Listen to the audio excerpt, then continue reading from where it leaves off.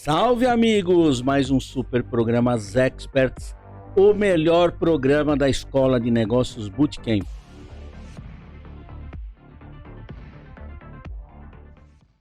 Gravado aqui nos estúdios da Prime Video Bros Corporation, diretamente de São Paulo para o mundo. E nós temos hoje um convidado super especial para este programa, mais do que especial. Vou passar a palavra para o meu irmão Andrade, para ele fazer as honras da apresentação. É isso aí, pessoal. É isso aí, meu irmão Zé Roberto. Hoje estamos aqui com uma referência em nutrologia. O cara é importante, hein? O cara teve semana passada na Bandeirantes, televisão Bandeirantes. Então o cara não é fraco, não. Nós trouxemos um cara de envergadura do mais alto gabarito. Vitor Regis, que prazer ter você aqui, meu irmão. Prazer é meu fazer parte aqui. Espero contribuir bastante. É isso. Vai contribuir sempre bastante. Você quer abrir? Quer que eu abra? Por favor, faça as honras. Bora lá, então vou fazer as honras aqui. Eu fiz algumas anotações para deixar o tema bem interessante, né? Como é que a tecnologia pode impactar a prática da medicina voltado principalmente para essa área da nutrição? Nutrição? Nutrologia. Acho que as duas conotações servem, né? Perfeito. Muito bem, eu vou deixar você dizer como é que a tecnologia impacta tudo isso, o que ela traz de benefício no exercício da tua profissão. Olha, Zé, Andrade, a tecnologia vem cada vez mais agregando na nossa prática de uma maneira geral, seja em âmbito hospitalar, seja no âmbito ambulatorial, seja na prática da saúde, seja na prática da saúde como uma parte de educação física, por exemplo, ou seja na parte da nutrição. A tecnologia vem agregando cada vez mais, seja com plataformas, seja hoje num smartwatch, em alguma situação onde você consegue medir as suas necessidades, ou seja numa telemedicina, onde você consegue rapidamente fazer um diagnóstico, fazer alguma intervenção que seja para um paciente naquele minuto que é sagrado, que muda o desfecho daquela pessoa, né? Então, cada vez mais a gente convive e utiliza de uma maneira inteligente a tecnologia. E eu não passei cola para ele. Ele já brifou. Já sabia, né? Já falou algumas coisas que a gente ia te perguntar aqui. A ideia até era te perguntar um pouco como é que foi essa questão da telemedicina, né? Depois da pandemia, né? A pandemia em curso, a gente sabe que muita gente optou por esse sistema, né, de telemedicina. Como é que foi isso? Como é que foi lidar com essa nova realidade, né, com essa nova plataforma de atendimento, né? Como é que os pacientes reagiam e como é que a classe média se adequou para esse novo momento? Sem dúvida foi desafiador, né? O momento em si que alavancou isso foi desafiador, que foi a pandemia de Covid, então estava todo mundo bem cru do que fazer, tanto no ponto de vista de tratamento da doença e receios, como na questão da tecnologia também, né? É uma coisa muito nova, era uma coisa que a legislação ainda caminhava a passos lentos, então era difícil para a gente também entender como isso ia acontecer ali numa relação que normalmente é muito íntima entre um médico e um paciente. Então, trazer essas outras alternativas era muito novo, pelo menos para mim, mas acredito que para grande parcela dos colegas médicos é muito novo. E trouxe, acho que, muitos benefícios, né? A gente evoluiu bastante também pela pandemia, né? Evoluímos rapidamente, tanto na questão de legislação, quanto na prática mesmo. Os clientes, de uma maneira geral, cresceram muito. E a gente foi se desenvolvendo nesse sentido também, tanto com plataformas que apoiam a telemedicina, que facilitam o processo. Então, hoje você já consegue ter uma transformação digital ao passo que você acabou a sua consulta, o paciente já recebe ali codificado, pronto para ter acesso a uma receita, uma prescrição, né? Uma prescrição seja de exames ou seja da parte de laboratório mesmo. O paciente já recebe isso em tempo real, né? Fora o contato que não existe de uma maneira que a gente estava acostumado, que é esse que a gente está tendo aqui, esse contato interpessoal, mas a gente ganha também que a gente consegue atender pacientes do outro lado do mundo, que não seria possível da gente ter, por exemplo. Legal. Você acredita e reputa que é nessa tua especialidade médica que facilita isso? Talvez outras especialidades não tenham a mesma facilidade. Vamos dizer, a ortopedia, de maneira geral, talvez tenha uma dificuldade maior para se usar a telemedicina. Isso sou eu que penso leigo no assunto, talvez você diga o contrário. Mas na tua área, na tua especialidade, como você vê então o uso das tecnologias, a facilidade de exercer na tua especialidade? Na minha especialidade, Zé, especificamente, me ajudou bastante, porque o nosso contato ele envolve a parte alimentar muito mais, que é uma parte que não necessariamente você precisa ter o contato físico com o outro, né? Claro que é como qualquer outra especialidade, a gente perde a parte do exame físico, que é importante para qualquer especialidade, mas ouso em dizer que até mesmo o ortopedista se beneficia bastante dessa situação também, porque não seja com a telemedicina, seja com alguma outra tecnologia, cada vez mais a gente tem isso presente no nosso ambiente. Então, seja com um robô operando através das mãos do ortopedista também, a tecnologia colocada, seja com a inteligência artificial também reconhecendo problemas e sinalizando para a equipe médica também, eu acho que a tecnologia per se já consegue nos somar bastante. Tá? Mas falando especificamente da minha especialidade, somou muito. Muito mesmo. Facilitou, né? Facilitou, sem dúvida. Não só para mim, quanto eu acho que para o meu cliente também. Evitou aquele deslocamento, muitas vezes desnecessário. Para Necessárias. ir ao médico, cá entre nós, olhar para ele olhar e dizer, ok, então tá aqui uma receita, tá ok, evoluiu. Muitas vezes coisas que poderiam ser tratadas à distância, vamos dizer assim, respeitando todas as regras da medicina. Estou dizendo num atendimento correto e adequado como é o realizado normalmente, certo? É verdade. Vitor, me fala uma coisa. E formar equipe dentro de hospital, uma equipe de apoio? A gente está muito acostumado aqui na nossa praia em formações de equipes, né? Então a gente trabalha a questão interdisciplinar, né? Então a questão às vezes de até de perfis diferentes, distintos. Como é que é a formação de uma equipe que te apoia? Aí eu falo desde dos enfermeiros, desde um médico auxiliar. Como é que você vê essa questão de formação de equipe médica? Não sei nada, quero aprender contigo. Andrade, seguinte, o profissional nutrólogo, ele lida bastante com isso, porque dentro da parte hospitalar, ele tem uma responsabilidade perante a vigilância sanitária, que ele é o coordenador da equipe multidisciplinar de terapia nutricional. Então, já nos traz já dentro do nosso escopo, isso já faz parte da gente coordenar essa equipe, porque o médico normalmente, pela legislação, ele é o presidente dessa comissão. Então, cada vez mais, inclusive, as redes investem nessa situação, porque uma equipe interdisciplinar é a equipe que, com o paciente centrado ao cuidado, é aquela que faz a diferença em todos os processos e a gente consegue minimizar erro, minimizar danos ao paciente, melhorar nossos processos, amadurecer as nossas cadeias de processo mesmo e conseguir evoluir nesse sentido. Lidar com pessoas não é fácil, né? Gerir pessoas não é fácil. Vocês têm uma experiência maior que a minha, com certeza, nisso. É difícil você motivar o outro ou então fazer com que o outro vista a camisa da tua empresa, que nada mais é o hospital, uma empresa que tem, no fim, o paciente como o principal, o protagonista daquele projeto todo, mas é uma empresa, né? Então, é difícil você também manejar essas situações. Mas eu acho que com o dia a dia, demonstrando a necessidade, demonstrando a importância daquele profissional, daquela intervenção daquele profissional, o porquê que ele faz aquilo, porquê que ele tem que medir aquilo, porquê que ele tem que fazer daquela forma, mostrando e colocando as pessoas para participar, fica muito gostoso de trabalhar. Acho que todos nós gostamos de trabalhar numa empresa que funciona bem, né? Seja qualquer ela, o destino dela que seja, né? Então, é desafiador, mas é uma delícia, né? É muito bom. Lidar com gente é difícil, mas é apaixonante. Costumo dizer que quem é picado por essa mosquinha nunca mais não abandona sai, né? mais, não tem mais, jeito. Né? Concordo. Todo o uso dessa tecnologia toda que a gente acaba ofertando, inclusive para a área médica, para consultas à distância, etc., existe aquela situação do tete-a-tete, aquela coisa presencial, o médico que vai ali, coloca, fala, etc. Como é que vocês encaram esse desafio da chegada da tecnologia e esse avanço, inegável esse avanço, tá certo? Que de toda maneira a tecnologia veio para ficar e só ajudar a medicina.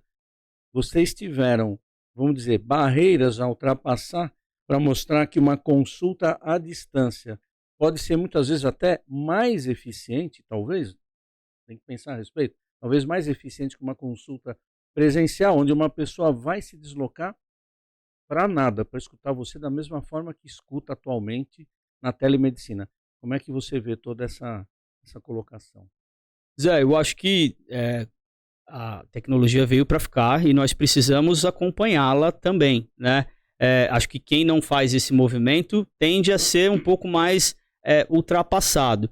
A gente pensa hoje na tecnologia, talvez a tua fala seja no sentido de um paciente que está razoavelmente bem, que foi fazer uma consulta médica de rotina, por exemplo. Manutenção, então, talvez? Exato. Mas se a gente pensar que isso já há um tempo maior, a gente tem no hospital um paciente sendo visto por um médico com uma teleintervenção, seja para cardiologia, seja para neurologia. Isso é muito frequente nos hospitais. A gente consegue mudar o diagnóstico daquele paciente que acabou de ter um AVC e o médico que está lá vendo ele fisicamente tem dúvidas, seja por especialidade do colega, seja por uma excelência do outro colega. Isso faz total diferença na vida daquele paciente que está ali com aquele problema dentro do hospital, por exemplo. Então esse paciente se beneficia demais, porque 1 minuto muda o desfecho dele, se ele vai conseguir, depois do AVC dele, caminhar ou não, por exemplo, num tempo de trombólise, num tempo de uma intervenção farmacológica ali naquele paciente, por exemplo. Então acho que isso são inúmeros benefícios, mas nesse caso a gente nem discute mais. Ouso mais uma vez dizer que a telemedicina ambulatorial, que é essa de um paciente que vai fazer só uma manutenção, por exemplo, veio para ficar e veio para dominar a maioria do mercado de consultas de uma maneira geral. Claro que vão ter nichos e preferências, tem pacientes e tem colegas médicos que vão preferir ainda ter esse contato e ter essa situação. Não é nem sobre o contato, mas é mais sobre o deslocamento desnecessário, mais sobre esse tempo ocioso fora consulta. Mas a grande maioria acho que vai caminhar para esse cenário. Ok. Vitor, eu vou agora para um momento saúde, né? Um momento mais saúde corporativa. Vou me avançar nesse tema. E esse recado vai para você que não usa o método TBC, né? Não tira o bumbum da cadeira. Putz, eu fui pior, né? Não tira o bumbum da cadeira para cuidar da sua saúde, fera. Cuida da tua saúde. É muito comum, é useiro e vezeiro. No nosso segmento a gente sente muito isso, até com exemplos de conhecidos e um sentado nesta mesa, né, que vos fala, de profissionais que abandonam a sua saúde, que delargam a sua saúde. Deixa para segundo plano aquilo que deveria estar em primeiro. Exato. Camarada não tem horário para almoçar, não tem horário para ir embora para casa, então ele invariavelmente sai de casa sem tomar café da manhã, porque ele está atrasado, e aí ele depois não tem horário para sair para almoçar, depois ele chega tarde em casa e janta mal e porcamente, às vezes até num horário bem tardio, e vai dormir. Maléfico, né? Ou seja, saúde, né? a conta chega. A gente sabe que a conta chega. Em algum momento essa conta chega. E normalmente ela é cara, muito cara, né? Ou ela vem em pesos, né? Ou ela vem em indicadores que normalmente te levam a uma medida mais radical. Qual é o recado que tu tem para dar, o papo reto que você tem para dar para essa rapaziada?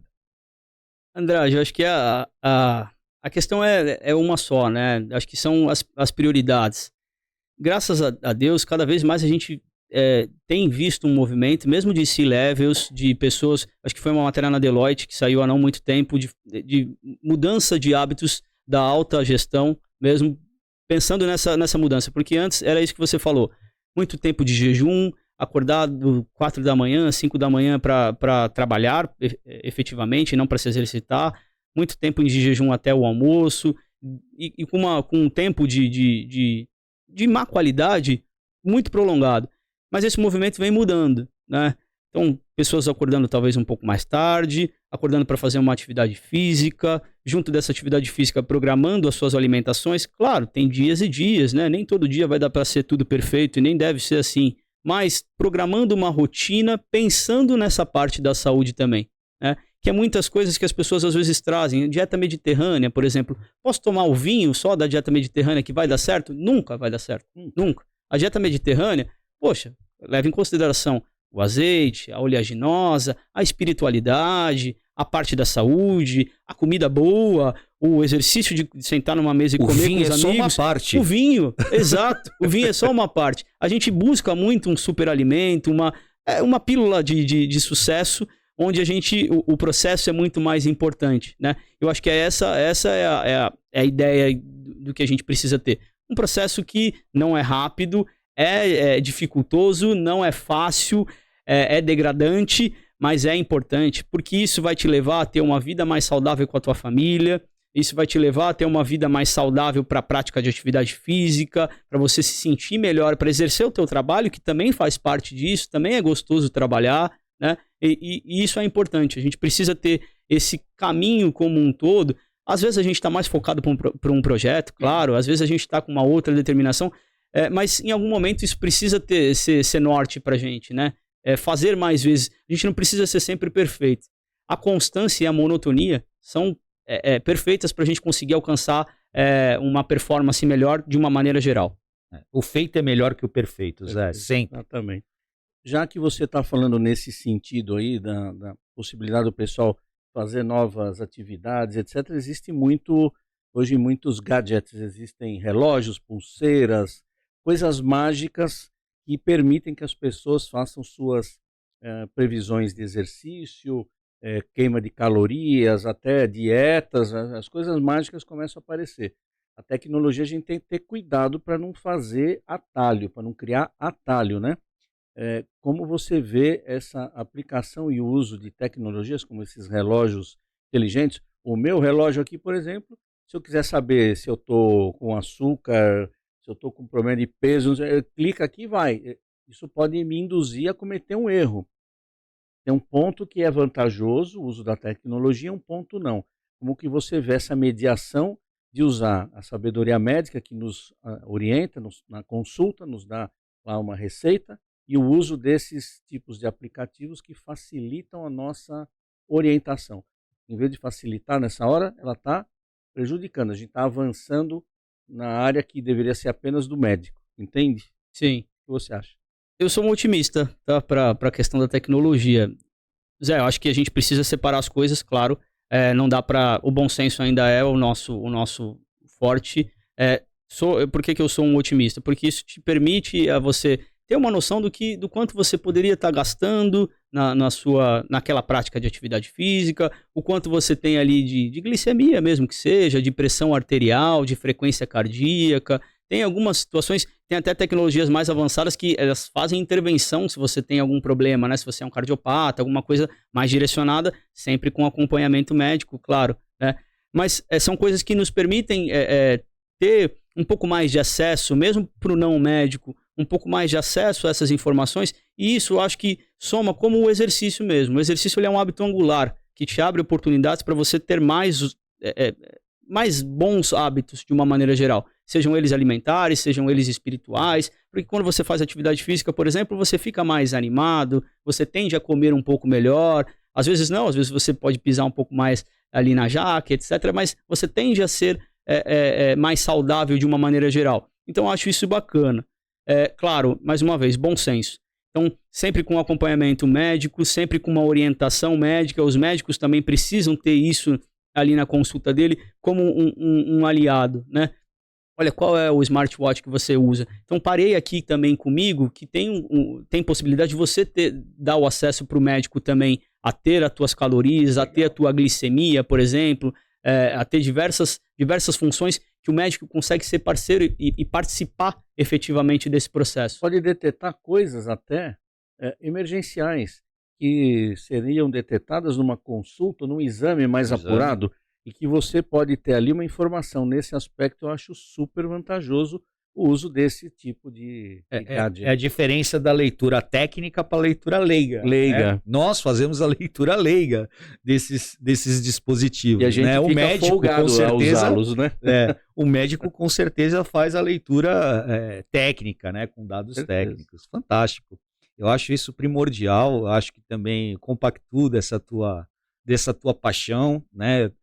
Embora eu cuide mais das pessoas, o cara que é o expert da tecnologia aqui é o meu amigo Zé, meu irmão Zé, né? Ele sabe tudo de tecnologia. Eu só quero provocar um pouco para entender se a verdade. tecnologia tem um momento que ela ajuda o paciente e um momento que ela atrapalha. Porque cá entre nós, todos nós aqui já fomos pacientes e impacientes. A gente quer o resultado.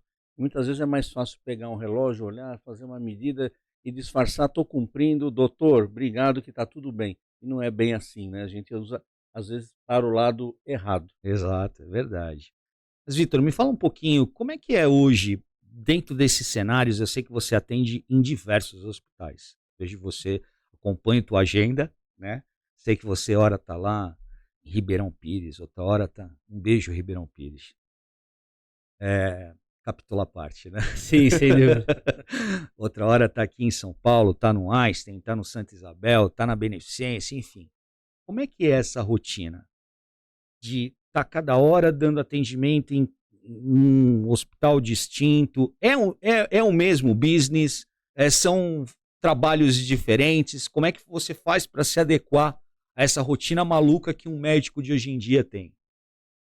Olha, eu também tive o meu processo, né? Hoje acredito que tô bem, assim, consigo ter uma prática de atividade física, eu gosto muito do futevôlei também, consigo jogar quase todos os dias de manhã, então consigo fazer uma atividade física, depois volto para tomar meu café da manhã junto da minha família, quando os meus filhos não estão na escola, consigo também fazer esse hábito em conjunto, e depois parto para essa rotina. Os hospitais que você citou são todos privados. Tem outra coisa, eu também trabalho em hospital público fazendo a mesma função.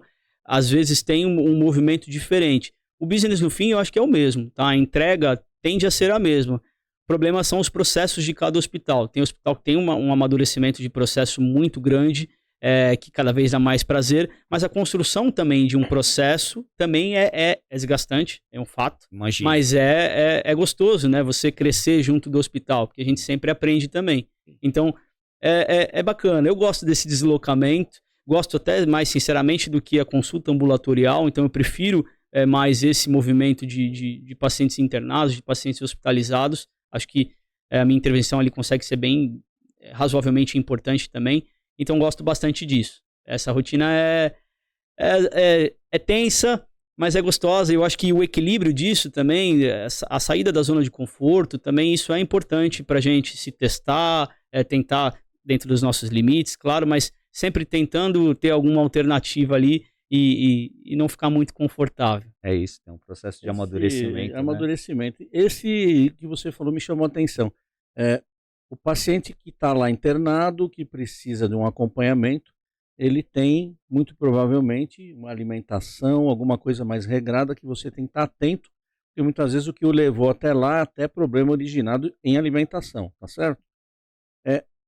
Você vê uma diferença na facilidade de trato desse paciente que está ali no hospital, ele tem a tendência a aceitar melhor essa coisa dessa pressão da nutrição do que o paciente que está bem, está lá na rua, ele fala, não, hoje eu vou tomar uma cervejinha, desculpa aí doutor, mas hoje eu vou dar aquela escapada. Como você vê esse lado dessa comparação entre o cara que está bem e que vai na sua consulta e aquele que está ali numa situação mais delicada e que acaba, vamos dizer, na marra, na força, seguindo a tua orientação. Zé, sem dúvida, o paciente que está internado, ele já é um paciente que o processo evolutivo de doença dele já caminhou um pouco, né? Então a nossa intervenção, ela sempre fica um pouco mais facilitada, mas a gente razoavelmente já perdeu um pouco de oportunidade. O paciente que está indo na minha consulta ambulatorial é o paciente que tem uma oportunidade de mudar o estilo de vida dele e conseguir não ser internado por uma doença decorrente a um problema alimentar, que são a grande maioria de internações, né?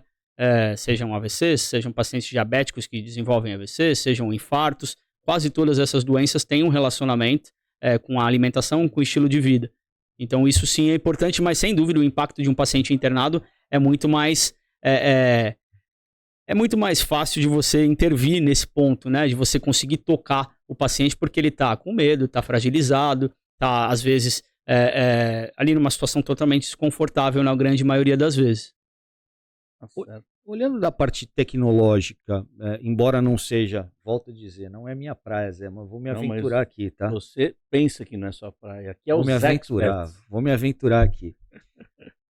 A gente sabe daquele processo de anamnese que você faz com o teu paciente para conhecer um pouco da vida, conhecer o detalhamento, a característica, o que está levando aquele paciente a te procurar, tá? Hoje você tem algum tipo de software ou de programa que você usa num notebook que faça um mapeamento ou que já tenha como se fosse uma máscara que você possa usar para os seus pacientes e isso ser uma retroalimentação, você vai alimentando e com aquilo você vai conseguindo usar cases para outras pacientes, enfim. Existe uma parte de suporte ou ainda é a coisa meio que caneta e papel?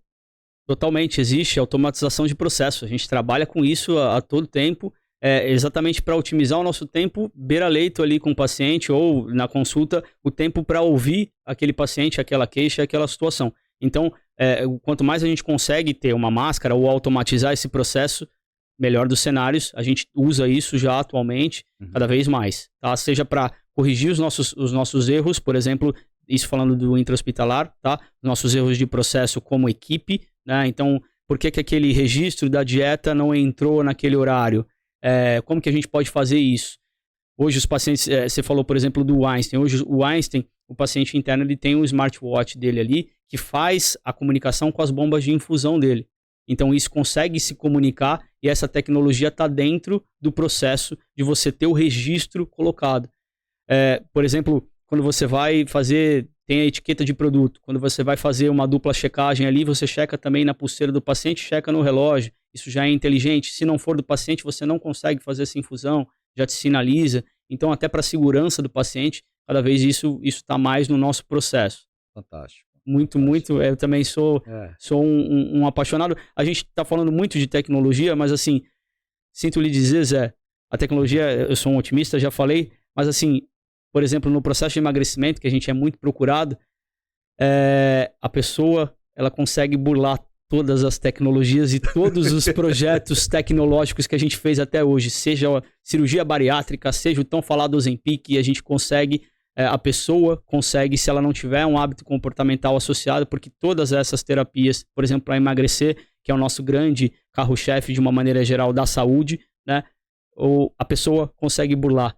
Então a pessoa precisa estar com o apoio da tecnologia, sem dúvida, mas ela precisa estar consciente daquele projeto ali. A tal famosa pecinha de duas orelhas. A pecinha de duas orelhas ainda é a máquina mais...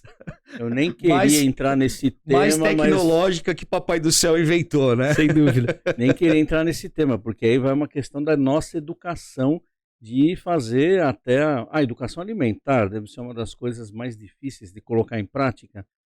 Todos nós já passamos provavelmente por isso, né, Andrade? Não só você, como eu também, a gente tem realmente essa dificuldade. Então, nessa hora a gente pensa, tá, tecnologia nos auxilia, nos ajuda, mas tem uma hora que bate aquela fome, bate aquela situação que você fala, eu vou dar uma rompidinha, porque o cara ele está bem de saúde, ele está em recuperação, perdendo peso, recuperando a saúde, ele tem a tendência a dar uma relaxada. Então a tecnologia nesse ponto ela ajuda, porque afinal tem todos os equipamentos, aparelhos para medir pressão, esse relógio inteligente que você tem uma série de recursos, mas como é que você lida com aquela pecinha chamada ser humano? Fala para mim. É difícil, principalmente porque a gente fala de comportamento, fala de mudança de hábito, né? Então isso demora, isso é um processo que não depende da gente especificamente. Nós somos apoio exatamente igual à tecnologia, a pessoa ali naquela situação ela precisa ser conscientizada e etc, mas é ela quem vai conseguir ser a dona desse processo, é ela quem vai conseguir fazer isso acontecer ou não, né? Quanto a regras, eu acho que assim, dificilmente nós seremos perfeitos, mas quanto mais a gente conseguir ser constante, ser monótono, porque a gente não acorda todo dia disciplinado e com vontade, né? A gente não acorda motivado todo dia. Mas se a gente for um pouco, sim, mais disciplinado, ou tiver um pouco mais não de força de vontade, mas de atitude de fazer, seja uma atividade física ou seja uma alimentação um pouco mais regrada, na maioria do seu dia e na maioria dos seus dias, isso é bem positivo. A gente costuma dizer, inclusive, né, até em treinamentos, que motivação é uma porta que se abre pelo lado de dentro, né? O Cortella até cita isso num dos livros dele. E, de fato, eu acho que a gente como líder, como gestor, como médico, o nosso papel é despertar estímulos, né? Mas nada substitui a vontade da pessoa, a atitude da pessoa, a disciplina da pessoa, né? O seu comportamento ali, o seu comprometimento com um objetivo que ela tenha é primordial, porque é exatamente isso. A pessoa não vai acordar bem disposta todos os dias, não vai acordar de bem com a vida todos os dias, não vai acordar, principalmente se for isso às 4, às 5 da manhã, né? Vai ter dia que vai estar chovendo, vai ter dia que assistir um jogo de futebol, vai ter dia que vai estar frio, anterior, né? Vai ter dia que vai estar frio, a cama vai ser um lugar mais confortável, quentinha, né? Então ele vai querer permanecer mais tempo na cama, dormindo mais tempo, enfim. Toda essa parte que leva a um conforto ou uma zona de conforto, a gente já falou de zona de conforto hoje, vai gerar essa tranquilidade maior para ele. Mas eu acho que realmente essa mudança de mindset que vocês despertam nos pacientes, ela é primordial para que a pessoa continue firme no seu propósito, firme no objetivo. Mas volto a dizer, depende muito da pessoa, né? Não adianta, um sozinho não vai conseguir, né? Sem dúvida. Nós passamos por isso e não é fácil. E falando nisso, a tecnologia também nos ajuda nesse ponto, porque o paciente quer saber como que o doutor faz no dia a dia dele também. Então, você usufruir de uma rede social, atendendo um paciente, e você demonstrando que você também vive esses momentos de altos e baixos, de disciplina e de, às vezes, indisciplina, que você pode esconder e não postar, por exemplo, mas a vida real, ela também chama a atenção, e eu acho que desperta um pouco disso de tirar as pessoas de prateleiras, né, líderes, médicos, etc., e colocar as pessoas como pessoas mesmo, né? Ambiente comum. Exato. E conseguir interagir nesse contexto também, né? Porque muitas pessoas chegam assim no nosso consultório, né? Como que você faz? Como que você consegue fazer? Porque vem já muito, muito fragilizada, porque o processo de emagrecimento mesmo, falando do emagrecimento, ele é sofrido razoavelmente mesmo, né? As pessoas já vêm com uma pecha, já vêm com uma situação que já tentaram várias coisas, já estão muito, muito desmotivadas. Tem uma sobrecarga emocional, né? Sem dúvida. Isso é muito difícil, porque sempre fica naquela situação de força de vontade, por que você não come menos e se exercita mais? Aquelas frases... Máximas, né? Exato, aquelas máximas de quem nunca viveu esse processo, né? Exato. Então, isso vem um pouco de estigma da pessoa também. Então, talvez tornar esse atendimento um pouco mais humano seja também um diferencial para você também tentar tocar um pouco naquela pessoa, né? Eu acho que isso faz parte desse processo também. Mas a pessoa precisa estar pronta também para viver isso, né? O médico, ele não pode ser o xerife da vida da gente. E muitas vezes a gente já cruzou, quem aqui não cruzou com um médico que tentou assustar a gente de que tinha que fazer alguma coisa específica no trato da saúde. Uma coisa é assustar, outra coisa é te alertar. Eu digo no aspecto pior, né? Como é que a gente pode provocar o paciente a fazer uma mudança de hábito? A gente entende que mudar hábito é um discurso bacana. Eu vou mudar, vou me manter, etc. Acho que nós todos já passamos por isso, né? E quando você olha para esse lado, com todo esse apelo de nutrição, de alimentação, aí o cara senta na TV, está descansando, tem lá o anúncio da cerveja, o anúncio da comida, a pizza, não sei o que, maravilhosa, e o cara está psicologicamente já abalado porque ele está tendo que fazer uma dieta porque ele tem uma recomendação forte médica, né? Como é que você lida com essa coisa psicológica e faz o cara acreditar, o teu paciente, de que ele tem que ir por aquele caminho? Uma coisa é ter medo da gente ter um problema. Passa aquela fase do medo, a gente fica folgado. Como é que você lida com essa situação e como é que você ajuda a gente a mudar esse hábito?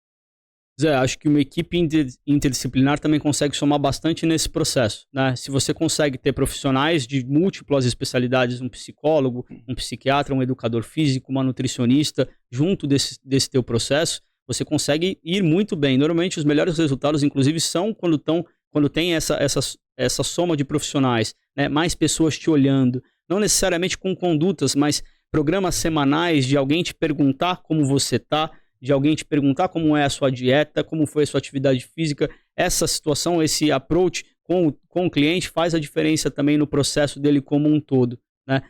Acho que isso é fundamental de acontecer. hoje, com o advento da informação, dificilmente mais a gente tem aquele paciente que vem totalmente leigo ao nosso atendimento, né? Então, de futebol, política e de comida, todo mundo entende um pouco. Regime, eu acho né? que é o que mais tem especialista em regime, então, né? Quem já não ouviu, faz o regime da famoso lua, o chá cara da banana agora. O chá da banana chá da lua, tem de tudo, dieta da o cara lua. parece com uma lua na barriga, a barriga dele virou uma lua, né? Ele engoliu a lua. E as pessoas são especialistas. Se você tem uma contra, fica muito difícil também de você conseguir Todos formados em medicina Grey's Anatomy. Exatamente. Faculdade Grey's Anatomy de medicina. Sem dúvida. Isso é difícil de você tentar desmistificar. Porque, mais uma vez, tem diversos profissionais de diversas áreas que também falam o contrário, né? Porque é muito cômodo você vender a facilidade, né? A pílula, o remédio, o manipulado... aquela coisa que vai despertar em você alguma coisa que você consiga fazer. Substituto do Ozempic. Outro dia eu vi a reportagem. Este é o substituto do Ozempic. Que não dependa de você, né? Todas as pessoas tentam vender coisas que não dependam de você. Mas você faz parte desse processo. A tua sequência faz parte a tua participação faz total diferença nesse processo. Seja qualquer tecnologia que te apoie, quaisquer profissionais que te apoiem também, você precisa estar envolvido nesse processo. Então, isso que é importante. Não adianta pensar em substitutos e facilidades e situações que consigam te salvar de qualquer situação que você esteja do ponto de vista de saúde. Você precisa participar. E é engraçado como as pessoas acabam indo por esses modismos, né? Eu passei por um apuro recentemente. Eu sou usuário de Ozempic, né? Eu sou... diabético, né? Tenho diabetes tipo 2 e sou usuário contumaz de Ozempic. Recentemente teve uma febre de consumo de Ozempic por modinha, simplesmente por modinha, porque caiu na rede que o Ozempic emagrece. De fato, esse é um dos efeitos da droga, né? Mas não que seja um remédio específico para emagrecimento. Ele é um remédio para quem tem diabetes. Ponto. E eu fui na farmácia e o cara falou assim, não tem Ozempic. Eu fui numa outra farmácia, não tem Ozempic. Eu falei, mas o que está acontecendo? Não, a gente está com consumo sobre demanda. E aí eu fui ler, tinha uma reportagem sobre isso. As pessoas estavam indo na farmácia, influenciados, consumir Ozempic para emagrecer. Não simplesmente porque é um remédio específico para quem tem diabetes. Então, quem tinha diabetes estava tendo a supressão da droga, né, do medicamento que precisa efetivamente para o seu tratamento por conta de uma modinha. Então, deve ser muito difícil lidar com essas questões comportamentais, né, que as pessoas têm de buscar uma fórmula mágica do remédio secreto em busca de um emagrecimento. Então, talvez acho que um pouco do que eu queria falar agora com você é isso. Como tocar o coração da pessoa, porque acho que o Lean tem um pouco disso, né? A filosofia Lean fala isso, né? Que você só consegue implementar a filosofia Lean quando você toca o coração e a mente das pessoas. Como que um médico, né, um especialista em nutrologia faz para tocar a mente e o coração da pessoa nesse sentido, do compromisso de ter uma reeducação alimentar, de ter novos hábitos, de conseguir o que ele efetivamente quer, mas pelas vias, digamos assim, saudáveis. Adequadas. Desafiador, né? Eu acho que é difícil, porque, mais uma vez, tem o outro lado. Claro que com toda a técnica, e mais do que técnica, com toda a humanização, porque eu acho que isso que toca esse processo, você pode dominar todas as técnicas, mas quando você tocar uma outra alma humana, seja o mais humano possível, né? Se você conseguir atingir isso sendo sincero, sendo honesto, num mercado tão avassalador como o de hoje, nesse campo da nutrição e da nutrologia de uma maneira geral, onde as inverdades prevalecem, as facilidades prevalecem, você tentando ser sério ou se mantendo sério e conseguindo demonstrar para o paciente tecnicamente, mas também, mais uma vez, tocando aquela pessoa, sendo humano, sendo empático, entendendo aquele problema e por que ela está te procurando, acho que isso que faz a diferença para você conseguir realmente o sucesso daquele paciente num primeiro momento. Depois você precisa continuar acompanhando ele E o meu conselho é que isso seja feito de uma maneira interdisciplinar, onde você consiga trazer estratégias para o teu paciente, sejam elas tecnológicas, sejam elas comportamentais, para ele se manter nesse processo. Porque o reganho de peso, no caso do processo da obesidade, por exemplo, é um fato, né? É comportamental. A obesidade é uma doença crônica. A gente tem alguns problemas em tratar a obesidade como uma doença crônica. Se você é hipertenso, se você é diabético, vocês razoavelmente vão tomar remédios para controlar isso por toda a vida de vocês, desde descobrirem isso, se forem responsáveis, né? A obesidade, isso não existe. A gente pensa que, aliás, isso deveria existir. A gente pensa que num processo de emagrecimento a gente toma um remédio e depois a gente está de alta daquele remédio.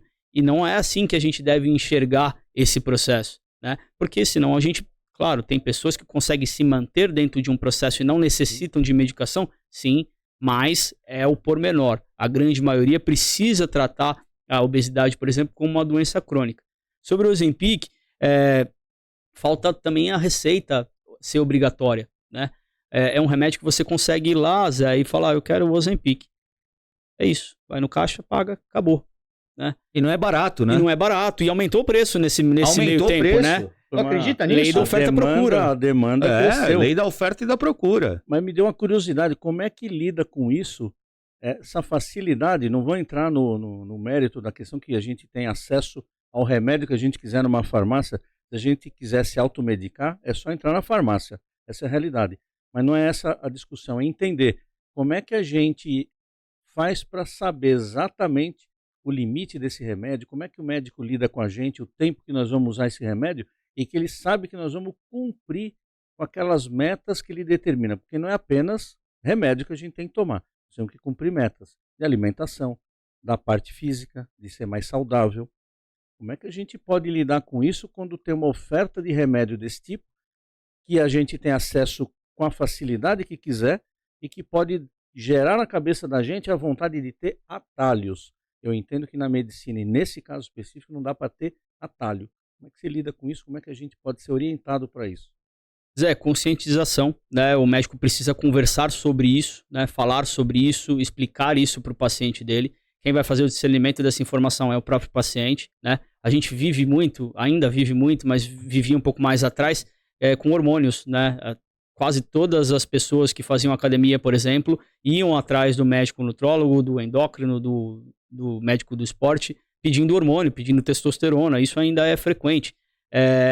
E eles conseguem, independente da gente, né? Como qualquer outra droga, como qualquer outro medicamento. Ou não, eles conseguem. Sendo indicado ou não, eles conseguem. Muitas vezes eles já vêm com essa necessidade, com essa demanda. Já trazem isso pra gente. E aí a gente tenta conscientizar e tenta informar. Mas é difícil, não é fácil. Não é fácil. Muitas vezes a gente perde, inclusive, essa guerra. E perde pacientes, muitas vezes também, né? Sem dúvida, sem dúvida. Por causa do exagero, né? Da cultura da forma física, etc, né?